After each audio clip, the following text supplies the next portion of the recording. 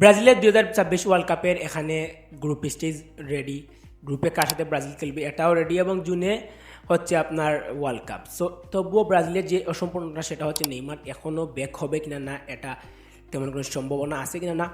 So এটার যে ব্রাজিলের যে নেইমার ব্যাক হবে এবং যার মাধ্যমে ব্যাক হবে তিনি হচ্ছেন কার্লো আনচেলত্তি। তো নেইমার ব্যাক হবে কিনা না, কার্লো আনচেলত্তির কিছু স্টেটমেন্ট এখানে কার্লো আনচেলত্তি দিছে, সেগুলো নিয়ে কথা বলা যাক।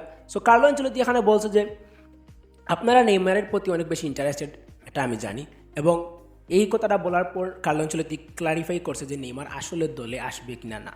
সো নেইমারকে কার্লো আনচেলত্তি বলছে যে আমাদের বর্তমানে হচ্ছে ডিসেম্বর মাস এবং ওয়ার্ল্ড কাপ হবে জুনে, এবং তিনি ওয়ার্ল্ড কাপের স্কোয়াড ঘোষণা করবেন হচ্ছে মে মাসে কার্লো আনচেলত্তি।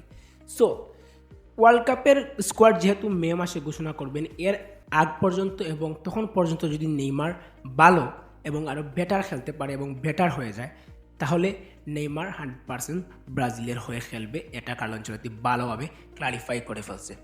সো এখন কথা হচ্ছে যে এই যে মে মাস এবং মে মাস পর্যন্ত 4-5টা মাস সময় আছে নেইমারের কাছে, এবং সান্তোসের সাথে কিছু সপ্তাহের মধ্যে সান্তোসের সাথে নেইমারের হচ্ছে আপনার এখানে কন্ট্রাক্ট শেষ হয়ে যাবে।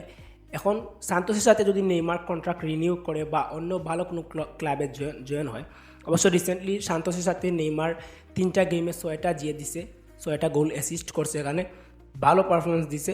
এবং কার্লো আনচেলত্তির এর আগের স্টেটমেন্টে ছিল যে নেইমার যদি সেন্ট্রালি পজিশনে খেলে তাহলে নেইমার ফিট হতে পারবে, এবং আমরা দেখছি যে নেইমারকে সেন্ট্রালি পজিশনে খেলতে।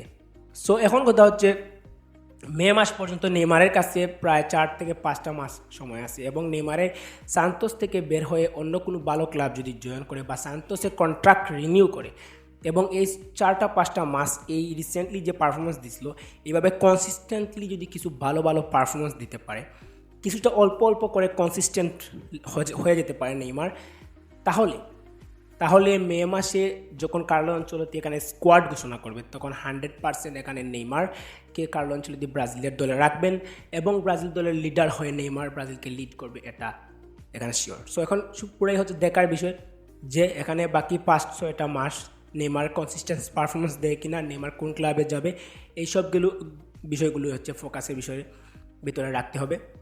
তো আপনাদের কি মনে হয় নেইমার কনসিস্টেন্ট পারফরমেন্স দিতে পারবে কিনা না, অবশ্যই কমেন্টে জানাবেন।